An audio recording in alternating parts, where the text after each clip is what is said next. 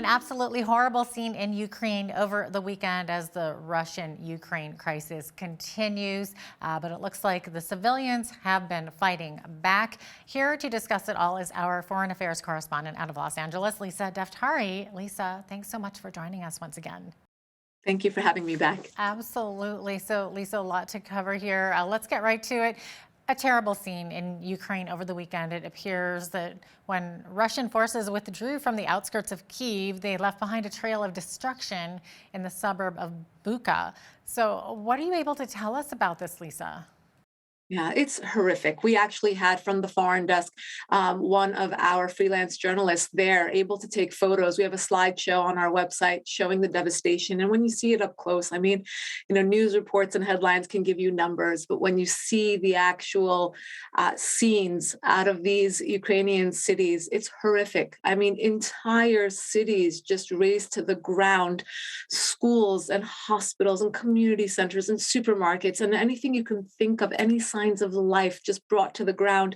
Satellite images are recently showing the amount of mass graves that they're not able to keep up with the number of casualties. And of course, we know that these are the devastating consequences of war. But again, when you see the characteristics on the ground, the actual details on the ground, it's really, really heartbreaking. Oh, absolutely. And Ukrainian authorities, I guess, are accusing Russia of war crimes and leaving behind a scene that literally looks like it's from a horror movie. Yeah, it truly is from a horror movie. We haven't seen a full on ground war like this in years, decades. Obviously, a lot of the destruction we saw in the Middle East with ISIS. We saw a lot of what was going on in the aftermath of the Arab Spring. We see a lot of smaller wars going on in the African continent. But to see something like this, an entire country taken out by another country, tanks rolling in and again bringing cities to the ground, places where children used to play on the playground, and again we are able to have some sort of reporting based on these satellite images, and some very brave journalists who are still on the ground there taking photos and writing about what's going on. But again, we did have casualties among the journalists there, two from Fox News and another freelance journalist from the New York Times who died in tragic missile attacks, getting from point A to point B and doing their jobs. So it's very difficult to get actual facts from the ground, and we rely on these satellites. We do rely on these brave reporters who are still there, but it's very difficult again to get the actual images and the scenes again from a horror movie, as you said perfectly. Yeah, it's absolutely terrible. And meanwhile, I guess Russia is claiming that the photos of these bodies that are surfacing have been staged. Yes. It's always like you're going to accuse your opponent of the same tactics that you would use, right? You see others as you see yourself. And I think the Russians, they are masterful at propaganda. They're masterful at cyber attacks and doing whatever it takes online to manipulate the news and the headlines and the narrative.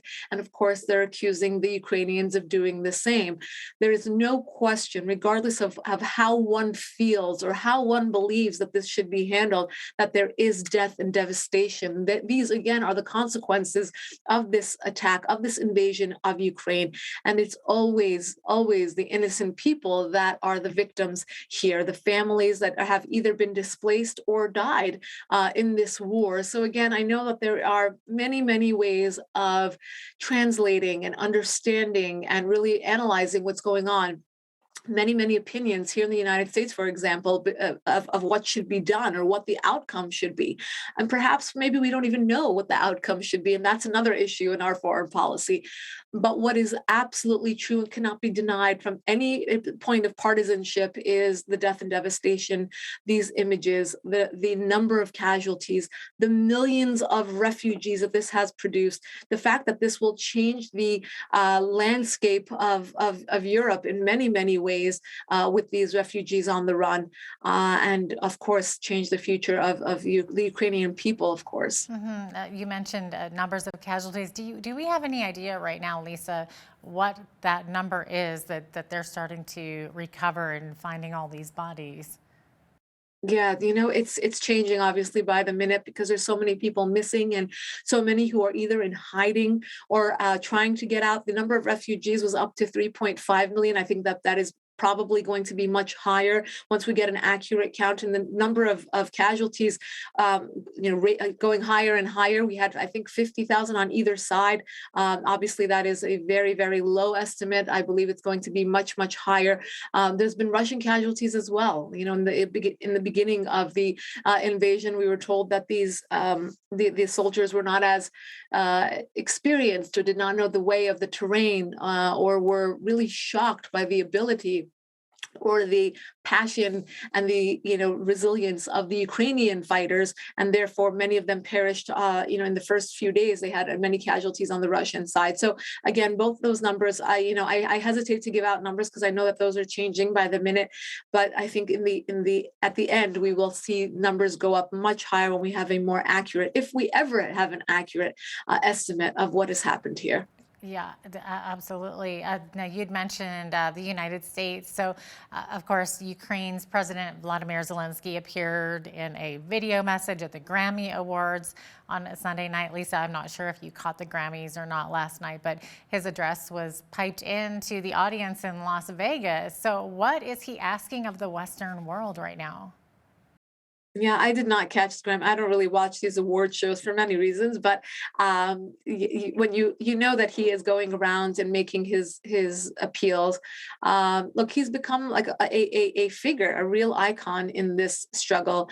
And for good or for bad, I know people have mixed feelings about the way that he has gone around making these solicitations. But his point is that we are just like you. We are living our normal lives. We were invaded, and we need more help. He's gotten a tremendous amount of help, but his point is always that we need more. We want to have a no-fly zone over Ukraine. We want to get more missiles. We want to get jets. He's making very direct pleas for help in order to defeat Russia, because he feels like that is still, an option for the Ukrainians to defeat Russia, and perhaps not have to sit down for a truce with the Russians. But look, both sides, if they're telling the truth, seem like their requests and what they're willing to surrender can come to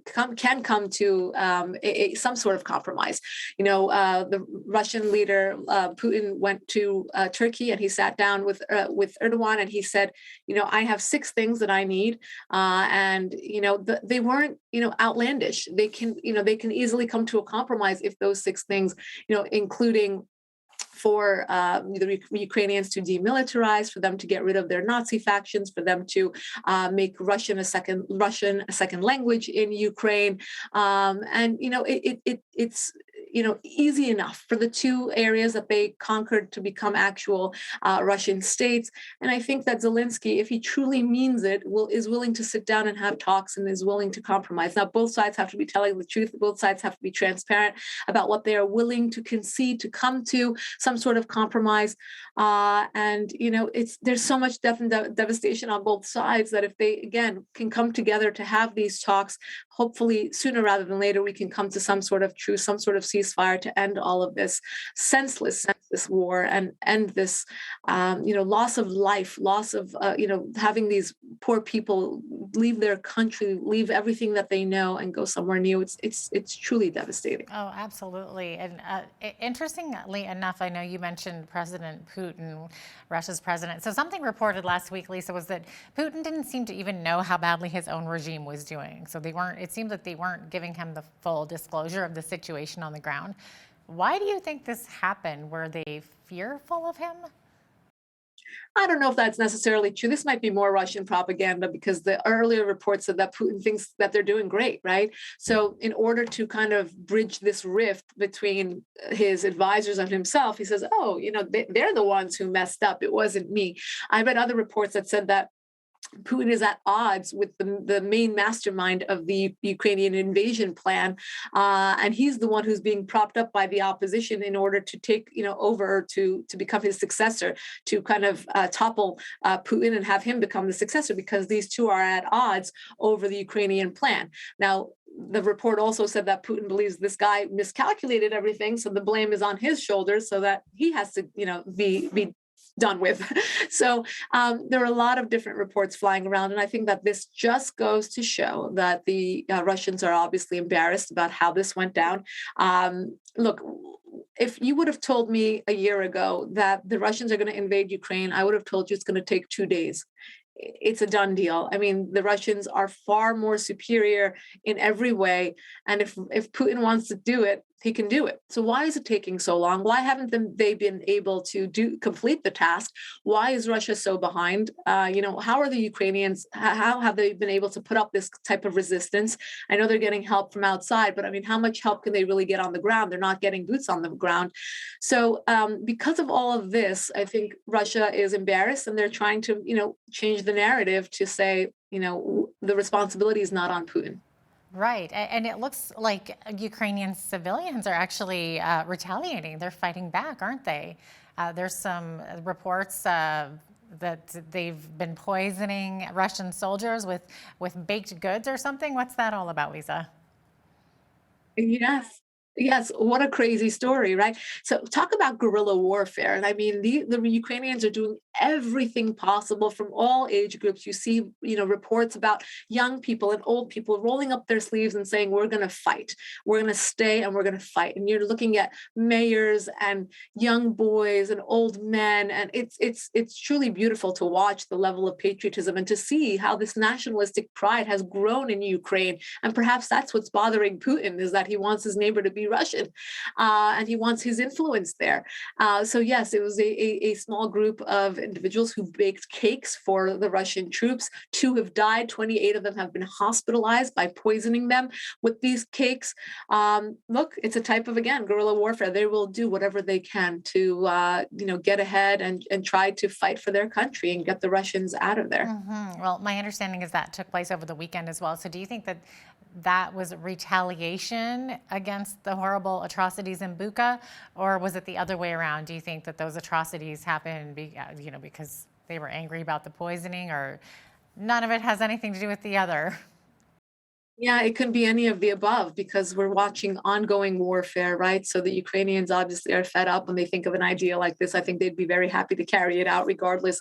I mean, there's plenty to take retaliation for it. And it's not just Bucha, right? It could be any one of the cities or any one of the horrific crimes that Russia has committed against the Ukrainian people. So they have plenty of pretense to poison these Russian troops. And at the same time, the Russian troops are fed up too. Look, they thought again that they're going to be in and out, and this would not take as long as it's taking, or that they wouldn't be confronted with these street fighters, or they wouldn't have to face this many casualties. I mean, they're watching their friends and fellow troop members die, and again, a senseless war on both sides. It's a senseless war to even have one casualty, let alone the tens of thousands that we're watching here. So I think it could have been any sort of domino effect here, and it's going to be ongoing until we see some sort of legitimate, meaningful talks where there will be a truce, there will be a ceasefire, so that we can see this end. Oh, hopefully, absolutely. We are almost out of time, but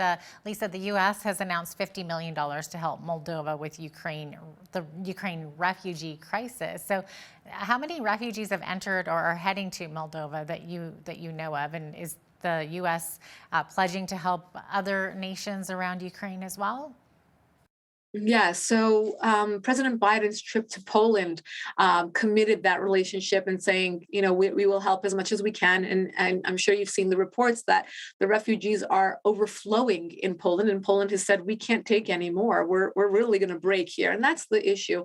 These small nations around Ukraine, where they are trying to absorb the number of refugees coming out, and they simply cannot.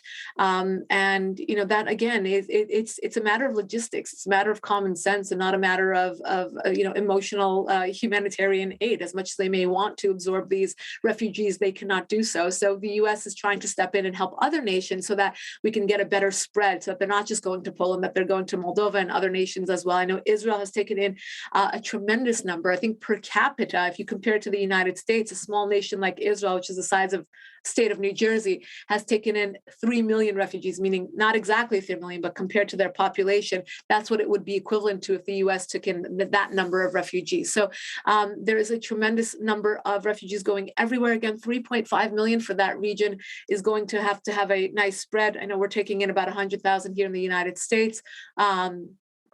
It's going to take a while before these refugees settle in. It's going to take a while before we see what the exact logistics will be in order to absorb these refugees. And I think, again, these small European nations, they need help financially and otherwise, and to spread these refugees around. And it's a difficult situation for everyone involved. And I really hope that we can see some resolution to this very, very soon. Absolutely. It's so sad. And it looks like we are out of time now. But Lisa Daftari, our foreign affairs correspondent out of Los Angeles, thanks so much for joining us today. My pleasure. Thank you.